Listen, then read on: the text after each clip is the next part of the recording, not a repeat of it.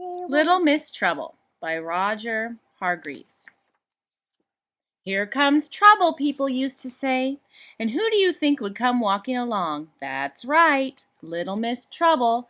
Oh, the trouble she caused. One morning she went to see Mr. Uppity. Do you know what Mr. Small calls you behind your back? She asked him. No, replied Mr. Uppity. What does Mr. Small call me behind my back? Little Miss Trouble looked at him. Fatty, she said. Now Mr. Uppity didn't like that, not at all, not one little bit. He went immediately to see Mr. Small. How dare you call me Fatty? He shouted. But, stammered Mr. Small, who had never called him Fatty. But nothing, shouted Mr. Uppity. And he hit poor Mr. Small. Ouch! And gave him a black eye. Poor Mr. Small. Little Miss Trouble, who was hiding behind a tree, hugged herself with glee. Oh, I do so like making trouble, hee, she giggled to herself. Naughty girl. Little Miss Trouble went to see Mr. Clever. Do you know what Mr. Small calls you behind your back? She asked him. No, replied Mr. Clever. Tell me, what does Mr. Small call me behind my back? Little Miss Trouble looked at him. Big nose, she said.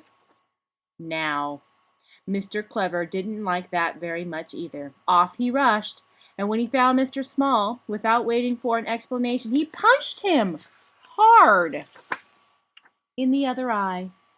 Poor Mr. Small, 2 black eyes for something he'd never done.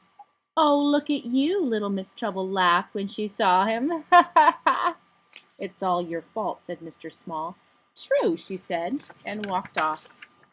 Poor Mr. Small had to go to the doctor. Good heavens, exclaimed Dr. Make-you-well when he saw him. Whatever happened to you? Mr. Small explained. I think, Dr. Make-you-well said, when he'd heard what Mr. Small had to tell him, that something should be done about that little lady. What she needs is... Then he stopped, and he chuckled. That's it, he laughed. What's it? Asked Mr. Small. And Dr. Make-you-well whispered something to Mr. Small. Psst, psst, psst, psst, psst. Would you like to know what he whispered?